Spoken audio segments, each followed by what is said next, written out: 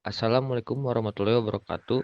Perkenalkan, nama saya Muhammad Farid Adrifan dari kelas AB 4507.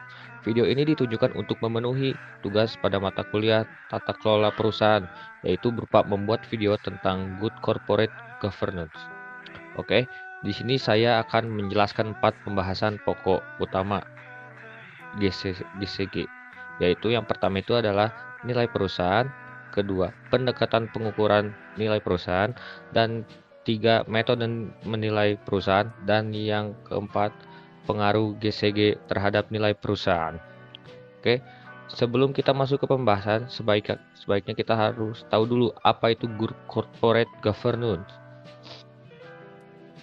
Menurut Hamdani 2016, tata kelola yang baik atau yang biasa kenal dengan good corporate governance adalah suatu sistem yang terdiri atas fungsi-fungsi yang dijalankan oleh pihak-pihak yang berkepentingan untuk memaksimalkan penciptaan nilai perusahaan atas entitas ekonomi maupun sosial. Oke, lalu kita akan masuk ke pembahasan yang pertama, yaitu adalah nilai perusahaan. Menurut Sunardi 2017, nilai perusahaan merupakan kondisi tertentu yang dicapai oleh suatu perusahaan dan menjadi gambaran dari kepercayaan masyarakat terhadap perusahaan. Lalu menurut Theory of the Firm, tujuan utama perusahaan adalah untuk memaksimalkan kekayaan atau nilai perusahaan, atau yang bisa dibilang value of the firm. Memaksimalkan nilai perusahaan itu sangat penting untuk keberlangsungan bisnis, sebab itu bisa menjadi persepsi bagi investor terhadap keberhasilan perusahaan yang sering dikaitkan dengan harga saham. Harga saham yang tinggi dapat membuat nilai perusahaan tinggi juga, dan juga dapat meningkatkan kepercayaan pasar. Di pendekatan pengukuran nilai perusahaan itu ada 3 nilai perusahaan.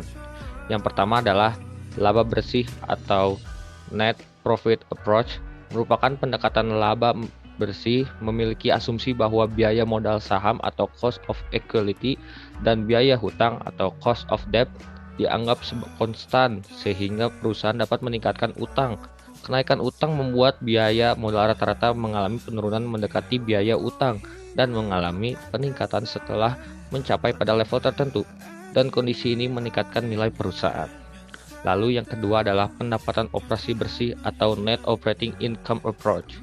Pendekatan ini menggunakan asumsi bahwa rata-rata modal dan biaya utang tetap sehingga biaya modal mengalami peningkatan yang sejalan dengan meningkatnya utang itu karena resiko yang dihadapi perusahaan semakin tinggi. Pengambilan keputusan tidak mempertimbangkan biaya modal rata-rata karena konstan sepanjang masa, dan kondisi ini tidak meningkatkan nilai perusahaan. Dan yang terakhir adalah tradisional atau traditional approach, yang memiliki asumsi bahwa perusahaan mempunyai struktur modal yang optimal ketika nilai perusahaan maksimum atau struktur modal yang membuat biaya modal rata-rata menjadi minimum. Kejadian ini bisa terjadi karena risiko perusahaan sampai level tertentu tidak mengalami perubahan. Lalu kita masuk ke ada 5 metode menilai perusahaan. Yang pertama adalah nilai nominal.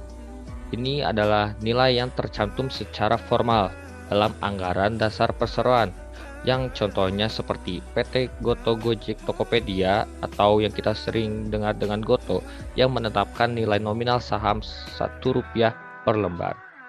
Lalu yang kedua adalah nilai pasar atau yang sering juga disebut dengan kurs, adalah harga yang terjadi dari proses tawar-menawar di pasar saham. Nilai ini hanya bisa ditentukan jika saham perusahaan dijual di pasar saham. Sebagai contoh, di kehidupan kita sehari-hari, seseorang menjual sepeda motornya seharga 10 juta. Namun, ketika ditawarkan tidak ada yang mau membeli motor itu lebih dari 8 juta, yang berarti nilai pasar motor tersebut di bawah 8 juta. Lalu yang ketiga adalah nilai intrinsik, yang merupakan konsep yang paling abstrak karena mengacu kepada perkiraan nilai real suatu perusahaan. Nilai perusahaan dalam konsep nilai intrinsik ini bukan sekadar hanya harga dari kumpulan aset, melainkan nilai perusahaan sebagai entitas bisnis yang memiliki kemampuan menghasilkan keuntungan di kemudian hari. Yang keempat ada nilai buku. adalah nilai yang perusahaan hitung dengan dasar konsep akuntansi. Secara sederhana, dihitung dengan membagi selisih antara total aset dan total utang dengan jumlah saham yang beredar. Lalu yang terakhir adalah nilai likuiditas. Adalah nilai jual seluruh aset perusahaan setelah dikurangi kewajiban yang harus dipenuhi. Nilai likuiditas dapat dihitung dengan cara yang sama dengan menghitung nilai buku, yaitu berdasarkan neraca performa yang disiapkan ketika suatu perusahaan akan dilikuiditasi. Lalu selanjutnya saya akan menjelaskan apa ya pengaruh GCG terhadap nilai perusahaan. GCG itu salah satu faktor yang dapat mempengaruhi kinerja pasar atau nilai perusahaan. Semakin baik penerapan good corporate governance, maka perusahaan dapat mengurangi kesempatan manajer melakukan tindakan yang merugikan investor.